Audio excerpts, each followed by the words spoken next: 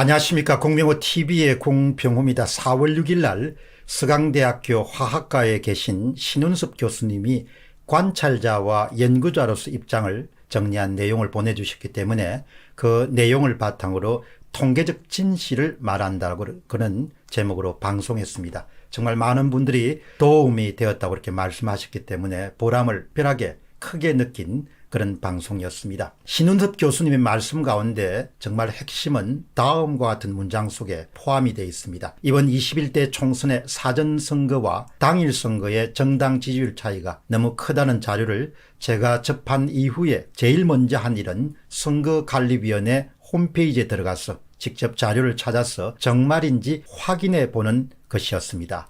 실제로 그렇다는 것을 확인했습니다. 실제로 이상하다는 것을 확인했습니다. 신 교수님의 이야기는 계속됩니다.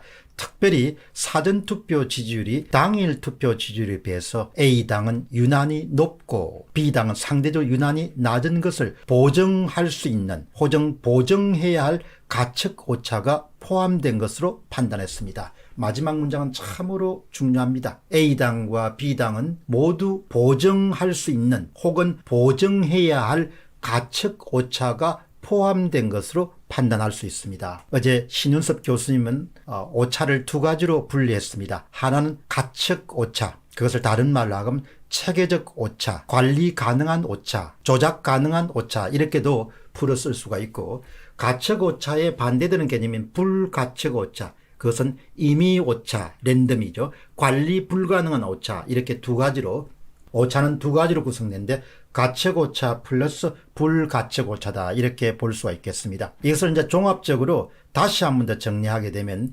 21대 총선에는 인간이 임의적으로 관리할 수 있는 가측 오차가 들어있다. 이것을 재해석하면 21대 총선에서는 인간이 통제할 수 있는 가측 오차가 들어있다. 혹은 이것을 다시 또 표현하면 21대 총선에서는 인간이 만들 수 있는, 개입할 수 있는 가측 오차가 들어있다. 그 말씀을 하신 겁니다. 신운섭 교수님은 학문적 용어로 가측과 불가측이라는 그런 용어로서 표현했지만 저는 좀 더 직설적으로 표현을 한번 바꿔보겠습니다. 21대 총선 결과에는 특별한 목적을 달성하기 위해서 조작값을 집어넣었다. 21대 총선에는 특별한 목표를 달성하기 위해서 조작값을 집어넣었다. 그리고 그 조작값은 지금도 중앙선거관리위원회가 발표한 21대 총선 결과를 담은 통계에 고스란히 남아있다. 그 조작값은 훔칠 수도 없고 제거할 수도 없고 날려버릴 수 없고 정발시킬 수 없고, 그 조작값은 지금 이 순간에도 중앙선거관리위원회가 발표한 21대 총선 결과에 고스란히 살아 숨쉬고 있다. 그 통계 자료예요. 따라서 조작을 했느냐 안 했느냐, 조작값이 있는가 없는가는 이미 증명이 끝난 겁니다. 따라서 21대 총선은 어떤 방법으로든 개표 과정에서 조작이 되었습니다. 그것은 그냥 그동안은 가설이었지만 지금은 입증된 사실입니다. 그렇기 때문에 더 이상 논란이 필요가 없습니다. 이제 남은 과제는 누가 했는가, 어떻게 조작값을 집어넣었는가, 누가 혜택을 보았는가, 그것을 규명하는 것이 남아있을 것입니다. 다음 질문은 조작값이 없다고 주장하는 사람들에게, 여러분들이 아래 두 장의 그림을 한번 보시기 바랍니다. 지금 여러분들이 보는 그림은 1750만 명, 총 유권자의 60%로 구성된 당일 투표 그룹입니다. 당일 투표 그룹이자 당일 투표 표본 집단입니다.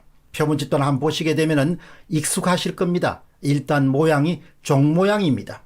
그리고 붉은색의 미래통합당과 푸른색의 더불어민주당이 거의 평균값을 중심으로서 겹칩니다. 그리고 이런 분포들을 우리가 정규 분포다 이렇게 부릅니다. 그리고 표본 크기가 너무나 크기 때문에 1750만 명이 엄청 크죠. 크기 때문에 표본 크기가 클수록 임의로 추출된 모든 종류의 표본 집단에서는 평균값은 점점 수렴한다, 가까워진다. 그래서 뾰족한 모습을 갖고 있는 것을 여러분이 보실 수 있을 것입니다. 여러분 다음 또 한 장 그림을 보시기 바랍니다. 지금 보는 그림은 1150만 명, 총 유권자의 40%로 구성된 사전투표 그룹입니다. 사전투표 표본 집단입니다. 한번 보시죠. 아주 처음 보신 거하고 너무나 다른 모양일 것입니다. 종 모양은 같습니다. 그런데 서로가 멀찌감치 떨어져 있습니다. 마치 낙타의 등과 같이 쌍봉, 두 개의 봉우리로 구성되어 있습니다. 그리고 중앙을 중심으로 해가지고 푸른색 더불어민주당은 평균을 중심으로 오른쪽으로 플러스 12.5% 오른쪽으로 이동해 있습니다. 그리고 붉은색은 미래당은 평균을 중심으로 해서 마이너스 12.5%로 좌측으로 이동했습니다. 이것이 바로 결정적인 증거가 되는 겁니다. 중앙선거관리위원회에 포함되어 있는 범민들의 범죄자들이 남긴 결정적인 증거가 되는 겁니다. 당일 선거그룹과 사전 선거그룹 사이에는 표본 집단이 아주 크고 이렇게 유별나게 다른 특성을 드러낼 수 있는 어떤 종류의 이유가 없습니다.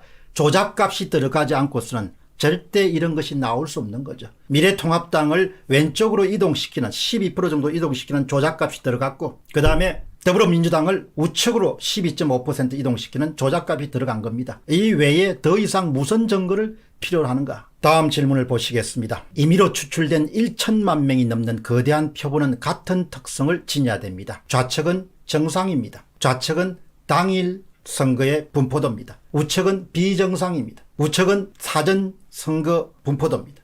좌측은 자연 상태이고 우측은 인위적인 상태입니다. 좌측은 조작값이 없고 우측은 조작값이 있습니다. 우측은 조작값이 있습니다. 우측은 조작값이 있습니다. 조작값이었으면 절대 쌍봉형이 나올 수가 없습니다. 이제 남은 과제는 누가 어떤 방법으로 좌측으로 우측으로 이동시킨 조작값을 가동시켰는가를 밝히는 일입니다. 이제 남은 것은 조작을 했느냐 아니냐 문제는 이미 다 끝났습니다. 이제 남은 것은 조작값을 어떻게 가동시켰느냐, 누가 가동시켰느냐, 누가 덕을 받느냐, 누가 손해를 받느냐를 밝히는 것입니다. 거듭 말씀드리면 일각에서 거론되듯이 조작값이 있는가, 음모론이다, 조작되지 않았다, 이런 것은 일고의 가치가 없는 논쟁입니다. 이제 범인을 찾고 범행수법을 규명해서 처벌하고 다시 한번 더 후퇴한 한국의 민주주의를 원상복귀시키는 일이 우리 앞에 남았습니다. 이것은 우리 모두의 일입니다. 국민이 행사한 한 표란 것은 국민이 행사할 수 있는 기본권입니다.